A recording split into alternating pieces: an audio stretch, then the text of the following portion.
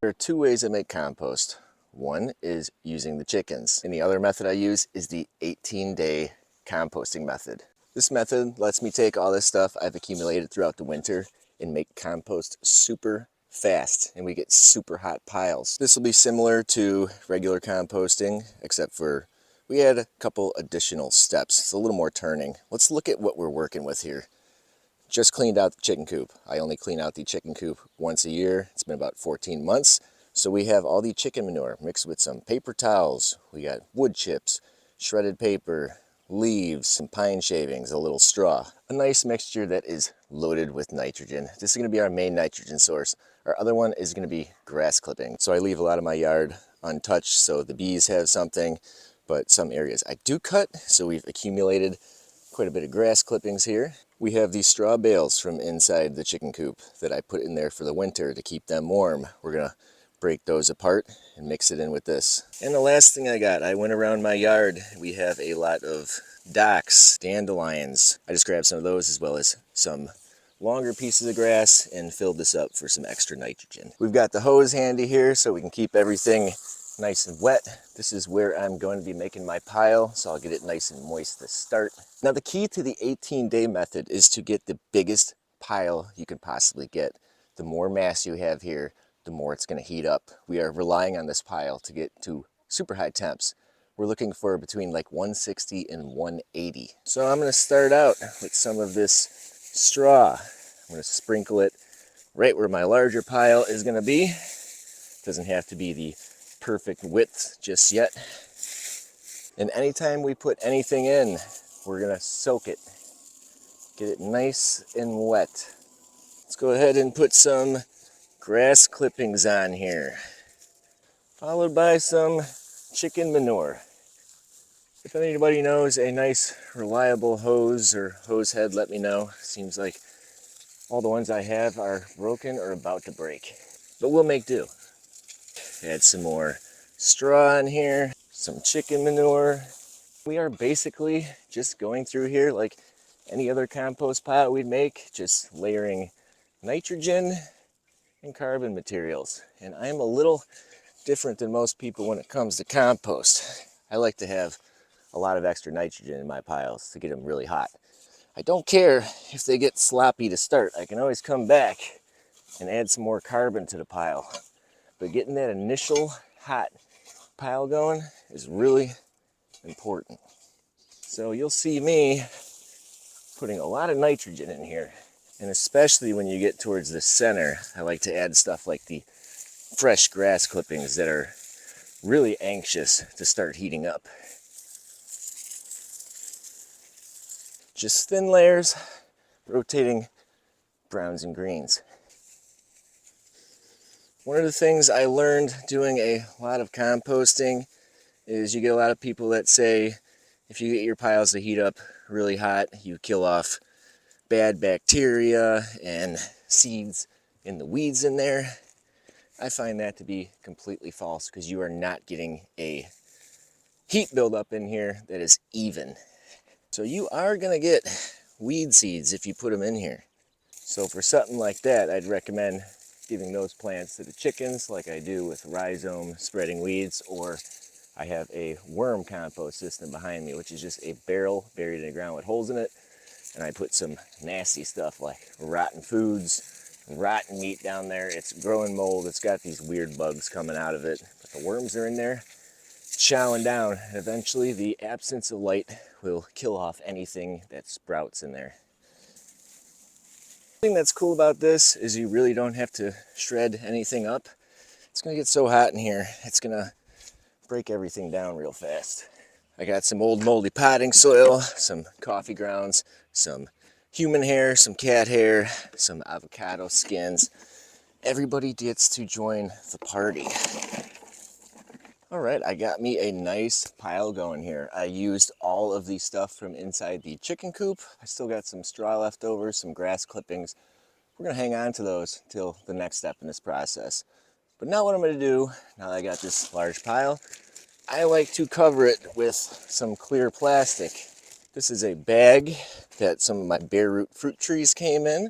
so I'm repurposing it for this. Now this is going to solarize this. The sun's gonna hit this. We're gonna trap the moisture in here, and it's gonna help it get even warmer inside here.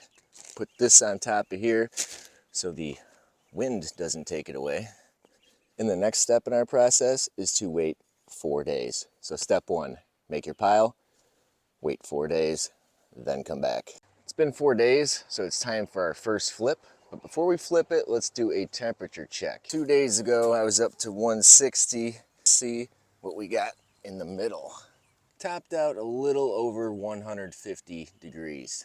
So that's pretty good. That's what we're looking for. So now it's time to flip this thing so we can get more oxygen in here to really fire it up so it can reheat again. We don't want this to go anaerobic. So I'm taking the stuff from the top and the sides, and all this stuff is going to go towards the middle now. And just like before, the stuff that's dry, mostly the stuff on the outsides here, moisten that up. Once again, I'm a little different than most. I like to take some of the stuff from the center of the pile that's really hot when I get towards the middle of this new pile here and add some of that hot material in here. It's got a lot of that good stuff that's already activated. Just looking for a little more oxygen to reheat. This is also a good time to make corrections to your pile. If you're turning this and you notice it's all clumping together and it's kind of mushy, probably means you got a little too much nitrogen in here. That's when you're gonna wanna come back, add stuff like straw, shredded paper, wood chips, just to suck up some of that moisture. Notice in here, my center that got really hot is a little dry, so I'd usually add a little more nitrogen at this point. But since we are still getting a hot pile with this, at least this turn, I'm gonna put all this together, watch it reheat, and see what happens. We got a lot more flips coming up, so I could always make repairs in the future. You'll notice as you get deeper in this pile that a lot of breakdown has occurred with that stuff in the middle. That's what we're looking to do here with this new stuff, hoping that heats up and we can start getting a more even breakdown. All right, turn this pile inside out. I'm gonna go ahead and put my cover back on it. Now we're gonna wait 2 days. We're gonna come back and flip this again. What we're watching for is with our thermometer seeing the temperature rise and then slowly start to fall. When it starts to fall, that's when you want to flip it. But the next one will be 2 days. Come back on day 6. We are on day 6. We are sitting at 150 degrees. This can be really simple. We're just going to flip this pile and rehydrate it again and then cover it back up.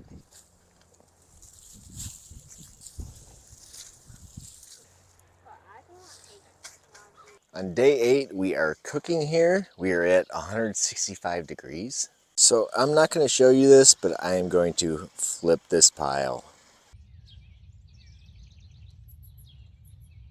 We're going to jump to day 16. I don't think I need to show you guys me flipping this pile every 2 days. So the pile's still pretty hot, but now it's only at about 115 or so. So the temperature is coming down a lot faster. So we're gonna go ahead and give her her final flip and watering.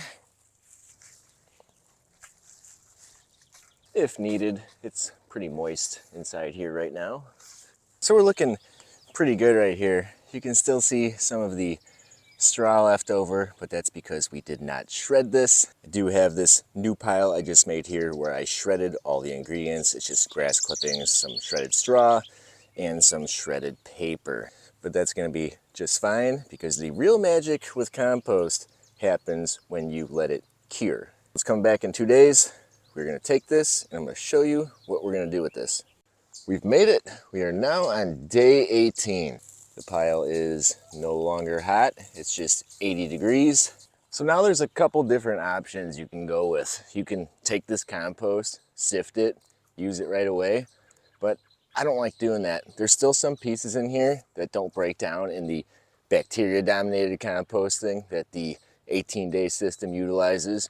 So we're gonna take this. I got a storage bin where I keep all my compost, and we're gonna leave it sitting there to age because I use all of this in the fall. So I'm gonna take this, just transfer it over to this wheelbarrow.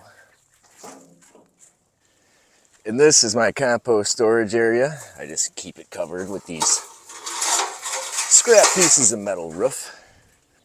And here's what I got left over from the 18-day composting system from a couple months back. This stuff has just been sitting in here. This is all siftable, nice compost getting finished off by worms and fungi. So the stuff I got in the wheelbarrow is going to come. I'm just going to put it right on top of this stuff in here and cover it back up. And there she is, all loaded up. I'm going to have to get a couple more of these stacked over there. So when I come back in the fall, this is going to be really nice, fine compost. We could use it now, but the real special stuff happens when the worms and fungi move in. So I highly suggest letting your compost age no matter how you make it. So that is it on the 18-day composting method. That's how I make compost by hand if I'm not using the chickens. If you want it to break down even quicker with this, shred all your materials. Use something like a lawnmower. This pile here, since I'm using grass clippings and some of this straw, I shredded everything with the lawnmower. And this thing is up to about 175 degrees, and today is flip day 1. So you can make these piles, and just as you get the stuff, just keep making more piles like this. And then in 18 days, take it, move it somewhere to age. My second favorite way to compost, besides the chickens. Thanks for watching.